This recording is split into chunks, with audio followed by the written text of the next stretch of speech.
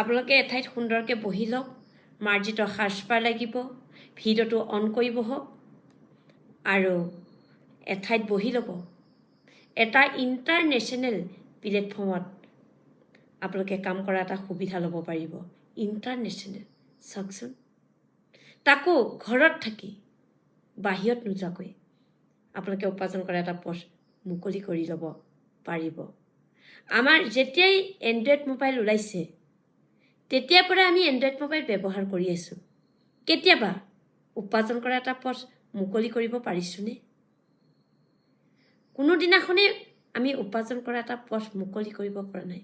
কিন্তু আজি এই প্লেটফৰ্মৰ জৰিয়তে আপোনালোকে সপোনক বাস্তৱ ৰূপত দেখিব পাৰিব ইণ্টাৰনেশ্যনেল প্লেটফৰ্মটোৱে। আৰু যদি এজনৰ ঘৰত 5জন সদস্য থাকে, 5জন সদস্যই আমি মোবাইল ব্যৱহাৰ কৰিছোঁ এজনৰ উপাৰ্জনৰে। লাগে দিন হাজিৰাই কৰাই হওক, কম দিন কাম কৰাই হওক, যেনেকৈ নহওক, কিন্তু এজনৰ জৰিয়তে আমি 5জন সদস্য চলি আছোঁ। আৰু এজনৰ জৰিয়তে ঘৰখন চলে জানো? কিমান কষ্টকৰ হয়। আৰু 5টা মোবাইল চলোৱা ব্যক্তি আছোঁ, 5জনে মোবাইল ব্যৱহাৰ কৰিছে।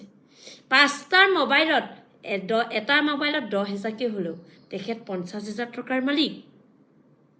আৰু সেই এটা মোবাইলত আমি যে 350 টকাকৈ ভৰাওঁ, আমাৰ 12 মাহত কিমান টকা যায় আমি কেতিয়াবা হিচাপ কৰিছোঁনে?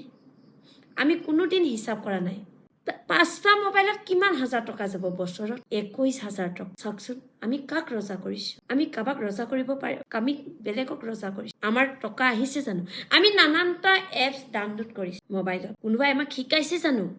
আমাক কোনো শিকোৱা নাই, আমি নিজে শিকিছোঁ। Flipkart, Amazon, Meesho, Zomato, Facebook, Instagram, আমি নানানটা এপছ ডাউনলোড কৰিছোঁ। আমাক অহা ৰাস্তা খুলিছেনে যোৱা ৰাস্তা খুলিছে? আমি সদায় যোৱা ৰাস্তাবিলাক খুলি থাকোঁ। কিন্তু আপোনালোকে এই প্লেটফৰ্মৰ পৰা অহা ৰাস্তা খুলিব পাৰিব। আমি কৈ থাকোঁ প্ৰত্যেকজন ব্যক্তিয়ে ভাগ্যত নাই, কিন্তু সকলোৱে ভাগ্যত আছে। আমি উচিত সিদ্ধান্তটো ল'ব পৰা নাই। যিদিনাখনেই উচিত সিদ্ধান্ত ল'ম, সেই দিনাখনেই আমি সপোনক বাস্তৱ ৰূপত দিব পাৰিম। আৰু যিজন ব্যক্তিয়ে নিজৰ মতে সিদ্ধান্তৰে চলে তেখেত সদায় সফল ব্যক্তি হয়। আৰু যিজন ব্যক্তিয়ে বেলেগৰ ভয়ত, মানুহৰ ভয়ত চলে সদায় বিফল হয়। আমি কিয় চলিম? যদি আজি মোৰ বিপদত ভাতৰ কাঁহীখন কোনোবাই মোক আগত দিবনে? কোনো দিনাখনেই নিদিব। মই নিজেই ছল্ভ কৰিব লাগিব। আৰু মই নিজেই ছল্ভ কৰিব লাগিব। কোনে মোক বিপদত, যিসকল ব্যক্তিয়ে বাধা দিব, সেইসকল ব্যক্তিয়ে মোক কোনো দিনাখনেই কেতিয়াও মোক সহায় নকৰে। কিন্তু তেখেতলোকেহে ভাল কামত বাধাহে দিব। আৰু আমি সপোন দেখিব লাগিব। সৰু সপোন নহয়, ডাঙৰ সপোনক বাস্তৱ ৰূপত দিব পাৰিব লাগিব। সফলতাৰ প্ৰথম খোজটো সদায় কঠিন। যেতিয়া সাহস কৰি আগুৱাই যাব, পিছলৈ ঘূৰি চাব লগা নহ'ব। মই সাহস কৰিছোঁ আৰু তাৰ কাৰণে আজি মই পিছলৈ ঘূৰি চাব লগা হোৱা নাই, কেতিয়াও ঘূৰি চাব লগা হোৱা নাই। আপোনালোকেও ঘূৰি চাব নালাগিব, কিন্তু বিশ্বাস কৰিব লাগিব। মই বিশ্বাস কৰিছোঁ, তাৰ কাৰণে আজি মই সুন্দৰভাৱে আগবাঢ়ি যাব পাৰিছোঁ। আজি মোৰ জৰিয়তে হাজাৰ ব্যক্তিয়ে আজি সুন্দৰ এই প্লেটফৰ্মৰ জৰিয়তে উপাৰ্জন কৰা এটা পথ মুকলি কৰিব। হাজাৰ ব্যক্তিয়ে আজি সৎ পথ দেখুৱাই দিছে। আৰু এই সৎ পথটোৰ জৰিয়তে তেখেতলোকে সুন্দৰভাৱে এটা উপাৰ্জন কৰা এটা পথ মুকলি কৰিব। আপোনালোকৰ পৰা টকা বিচৰা নাই, বিচাৰিছোঁ সময়। তাকো আজৰি সময়, যি সময়খিনিত আপোনালোকে নিজৰ হাতত থকা মোবাইলটোৱে ৰিলছ ভিডিঅ' চাই থাকে, সেই সময়খিনিত আপোনালোকে এটা অনলাইন প্লেটফৰ্মৰ লগত জড়িত হওক। যিটো অনলাইন প্লেটফৰ্মে আপোনালোকক সপোনক বাস্তৱ ৰূপত দিব পাৰিব। আজি যিজন ব্যক্তিয়ে আপোনালোকক চিনাকি কৰি দিছে তেখেতলোকক বাৰ ধন্যবাদ দিব। কিয়নো তেখেতে এটা সৎ প্লেটফৰ্মৰ লগত চিনাকি কৰাই দিছে। সৎ প্লেটফৰ্ম, তাৰ কাৰণে তেখেতলোকক বাৰ ধন্যবাদ। আজিকালি জানে চাকৰি নহয় জানো? আমি হলো অসমৰ ব্যক্তি চাকৰি মাইণ্ডৰ ব্যক্তি। চাকৰি মাইণ্ড আমি অসমৰ ব্যক্তি। আমি সন্তানবিলাকক ভালদৰে পঢ়া কৈ থাকো, ভালদৰে পঢ়া, তোমালোকে চাকৰি কৰিব লাগিব, ভালদৰে পঢ়া। চাকৰি বজাৰখন কিমান কষ্টকৰ, কিমান জটিল হৈ পৰিছে আপোনালোকে দেখিছে। য'ত আগতে 9 পাছ 10 পাছ কৰা ব্যক্তিসকলে পিয়ন আৰু চকীদাৰী চাকৰি পাইছিল, আজি ডেটত পাই জানো? আজি ডেটত MSc BSc পাছ কৰা ব্যক্তিসকলেহে ইয়াতে পিয়ন চকীদাৰী চাকৰিৰ কাৰণে এপ্লাই কৰে। পিয়ন চকীদাৰ কাৰণে আগতে য'ত MSc BSc পাছ কৰা ব্যক্তিসকলে কি কৰিছিল? অফিচাৰ ৰেংকৰ চাকৰি পাইছিল। আজি ডেটত পাই জানো?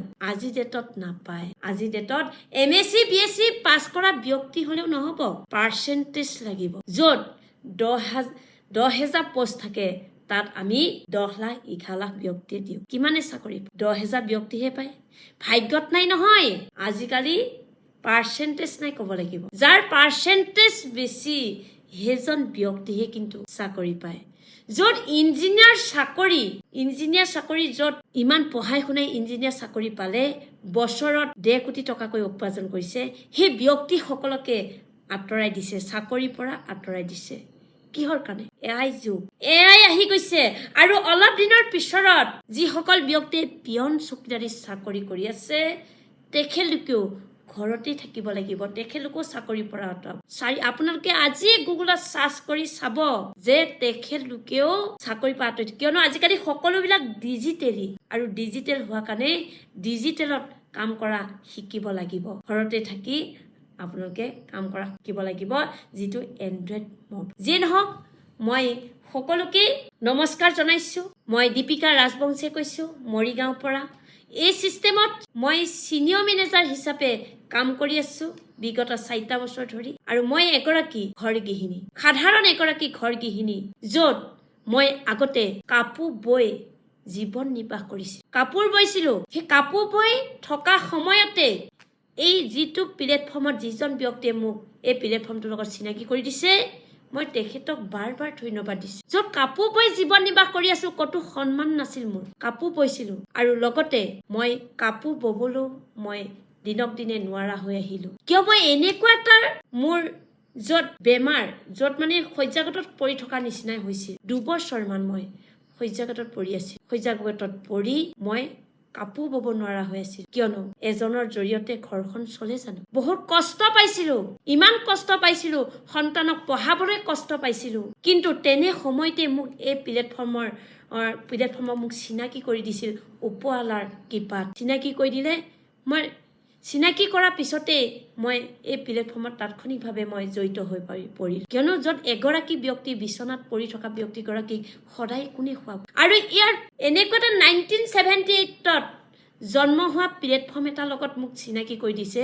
মই তেখেতক বাৰ ধন্যবাদ দিছো। বাৰ ধন্যবাদ দিছো। মোক এই 1978ত জন্ম হোৱা প্লেটফৰ্মটোৱে আজি মোক সপোনক বাস্তৱ ৰূপত দিব পাৰিছো। আজি আপোনালোকৰ মাজত এনেদৰে কথা ক'ব পাৰিছো। আজি সুন্দৰকে সপোনক বাস্তৱ ৰূপত দিয়া সলনিও আন 10 জনকো মই পথটো দেখুৱাই দিব পাৰিছো। ইয়াত ভাৰতত 2000 চনত আহিছে, প্ৰায় 26 বছৰ ৰানিং চলি থকা এটা প্লেটফৰ্মৰ লগত মই জড়িত হৈ আছো। আৰু পৃথিৱীৰ 160খন দেশতকৈ অধিক দেশত এই প্লেটফৰ্মটো চলি আছে। চাওকচোন, এনেকুৱা এটা প্লেটফৰ্ম, আৰু এই প্লেটফৰ্মটোৱে মোক জীৱন সলনি কৰাইছে। মই ইয়াতে দেশ বিদেশৰ ভ্ৰমণ, গাড়ী লোৱা সুবিধা, লগতে উপাৰ্জন কৰা সুবিধাৰ আৰু লগতে মই চেয়াৰমেন বোনাছ ল'বলৈ এই প্লেটফৰ্মৰ পৰা মই চেয়াৰমেন বোনাছ ল'বলৈ সক্ষম হৈছো। বছৰত উপাৰ্জন আপোনালোকে দেখিছে, মোৰ গাড়ী চাবি পিছফালে আছে, কিন্তু এগৰাকী সাধাৰণ গৃহিণী আছে, একোৱেই নাছিল। কিন্তু আজি এই প্লেটফৰ্মৰ পৰা সকলো পাইছো। আজি টকা পইচা হৈছে, আজি সুন্দৰকৈ ঘৰখন সজাবলৈ পাৰিছো। আজি সাৰ সন্মান পাইছো, য'ত আগতে সন্মান নাছিল। আজি সুন্দৰ সন্মান ল'ব পাৰিছো ইয়াত। কিয়নো সন্মানটো নিজে গঢ়িব লাগিব।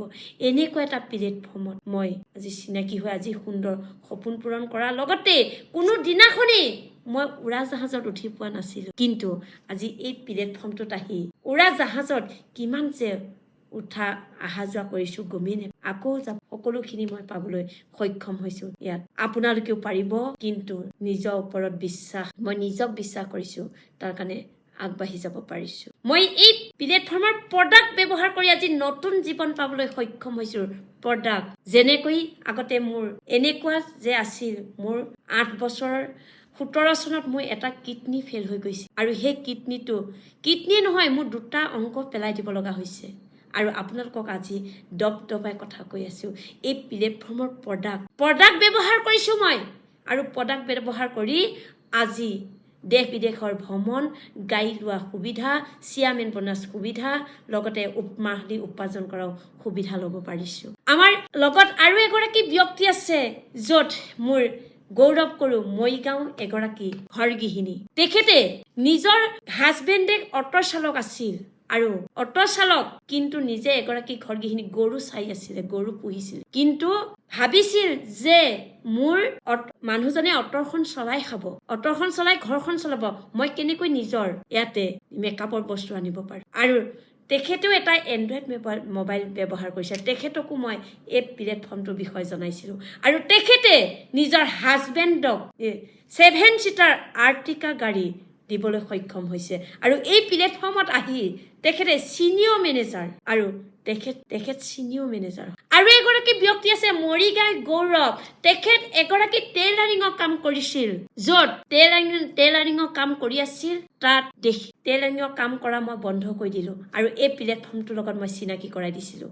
আৰু চিনাকি কৰাই দিয়াৰ পিছত তেখেতে এই প্লেটফৰ্মৰ লগত জড়িত হৈ তেখেতো এই ছিষ্টেমত মেনেজাৰ হিচাপে কাম কৰি আছে। ইয়াতেও তেখেতৰ উপাৰ্জন, লাখ টকা উপাৰ্জন কৰিবলৈ সক্ষম হৈছে। চাওক, তেখেতৰ টেইলাৰিং কৰা এগৰাকী ব্যক্তি। আৰু এগৰাকী ইমান সুন্দৰ বোৱাৰী, তেখেতৰ হাজবেণ্ড, তেখেত ডাঙৰ বিজনেছমেন, বহুত শিক্ষা, তেখেতেও শিক্ষা আছিল, যথেষ্ট শিক্ষা, কিন্তু চাকৰি পোৱা নাছিল। চাকৰি পোৱা নাছিলে, কিন্তু কিহৰ কাৰণে চাকৰি পোৱা নাছিল? পাৰ্চেণ্টেজৰ কাৰণে। আৰু তেখেতে এখন স্কুলত প্ৰাইভেট জব স্কুল কৰি আছিল, পাই তেখেতে 800 টকাৰ পৰা তেখেতে স্কুলত কাম কৰিছিল। আৰু তেখেতে ভাবিলে মই ইমান শিক্ষা লৈ আছো, এই শিক্ষা লৈ থাকি যদি মই এটা কাম কৰিব নোৱাৰো, মোৰ এই শিক্ষা মূল্য ক'ত যাব? সেইগৰাকী ব্যক্তি ইয়াত এই ছিষ্টেমত মেনেজাৰ হিচাপে কাম কৰি আছে। তেখেতেও মাহিলী 2 লাখ টকাৰ ওপৰত উপাৰ্জন। আৰু বহুতেই আছে। আৰু এগৰাকী হয় আমাৰ গোলাঘাটৰ আৰু এগৰাকী ব্যক্তি, তেখেতেও এগৰাকী শিক্ষয়িত্ৰী আছিল। আৰু তেখেতেও এই প্লেটফৰ্মত আহি তেখেতেও সুন্দৰভাৱে এটা উপাৰ্জন কৰা পথ মুকলি কৰিব পাৰিছে। তেখেতেও উপাৰ্জন কৰা সুবিধা ল'ব পাৰিছে। চাওক, আজি এই প্লেটফৰ্মটোৱে কিমান সপোনক বাস্তৱ ৰূপত দিব পাৰিছে। আজি ইমান শিক্ষিত ব্যক্তিসকলক ঘৰতে থাকি এটা উপাৰ্জন কৰা পথ মুকলি কৰাব পাৰিছে। হাজাৰ হাজাৰ ব্যক্তিক তেখেতলোকেও সংস্থাপন দিছে।